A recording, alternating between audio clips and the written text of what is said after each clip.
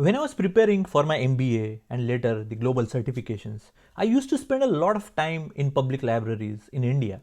Not in college library, the public libraries. I had a simple routine. I would go in, study intensely for 2 to 3 hours, then leave, take a break, eat something, reset, and then go back again. I used to do 2 to 3 sets like these in a day. Short burst, like focused effort. But inside that library, there was another group of people I kept seeing every single day whenever I used to go there. People preparing for chartered accountancy, people preparing for UPSC and MPSC. They came early in the morning, they stayed till the closing time at night, day after day, month after month, year after year, sometimes. And what struck me was this: they didn't look like they needed motivation. They were already operating at a level of discipline most people never reach. Many of them came from a backgrounds very similar to mine, like humble backgrounds, middle class, families depending on them and all that. So it was easier for me because they are coming from a same background financially with the family, middle class and all that. That made it easier to talk with them for me. Whenever I talked with them, spoke with them, they had absolute clarity about one thing: this is my shot. They spoke about responsibility, about changing their family's future, about how clearing this exam would change everything for them. I once asked one of them a very simple question: what if it doesn't work out like this in this year? What if it doesn't work out? The answer was immediate: the next year if it doesn't happen. And if not next year, then I will try again.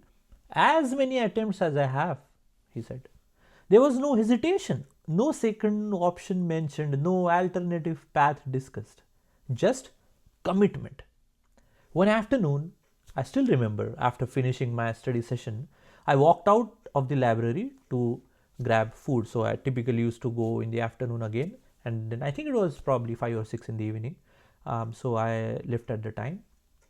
A few steps outside, one of the people I recognized came out behind me. And typically what used to happen is, in the library it was very quiet, so if anybody wanted to talk with you, they used to come out and then talk after outside the library. So he came out. I thought he wanted to talk with me.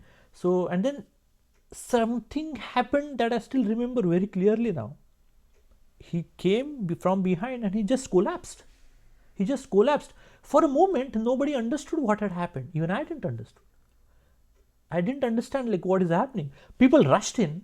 Someone brought water. Others tried to help him sit up and started asking what happened. Slowly, he regained consciousness.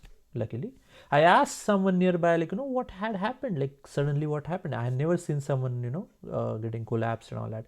They said the exam is coming very close. It was his final attempt. He has been studying relentlessly, absolutely relentlessly. He hadn't eaten properly that day. The pressure had simply crossed a threshold. Watching that unfold really shook me at the time. Not because I questioned his ambition, not because I judged his effort, but because I realized something important at the time. When your entire future is concentrated into one outcome, in this case, the UPSC MPSC exam that he was preparing for, pressure stops being motivating. It starts becoming physical. I knew pressure well. I was in my 20s too. I had my own stress, my own exams, my own expectations. You would also know, if you are in 20s or early 30s, the pressure that we have is always there. But this was different. This was different. This wasn't about working hard. This was about having no margin, no psychological cushion, no backup narrative, no space to breathe. That experience stayed with me even now. I still remember that. It wasn't the reason I chose not to attempt those exams, but it clarified something for me very early in my career. I have never given UPSC and MPSC exams. Pressure itself isn't the enemy. Concentrated pressure is. When everything depends on one result, your mind has no release valve. And the body always pays first. What I learned from watching those years is this, and I'm sharing it with you because I have seen that where you are right now. Ambition is powerful. Discipline is admirable. The sacrifice is real. But sustainability matters more than intensity. Very important. Having a backup does not mean you are less serious. No, it means you understand risk. It means you respect your limits, and it means you are playing a long game. Even in careers outside competitive exams, the same pattern shows up. The same pattern shows up. People tie their entire identity to one job, one promotion, one company, one outcome. And when that single pillar shakes, everything else collapses with it. The people who last the longest are not always the most intense ones. They are the ones who leave themselves room to recover, room to pivot, room to adapt. That doesn't make them weaker, it makes them resilient. If you are in your 20s right now or even in your 30s, under pressure, chasing something important, remember this. Hard work is not the problem. Hard work is not the problem. Commitment is not the problem.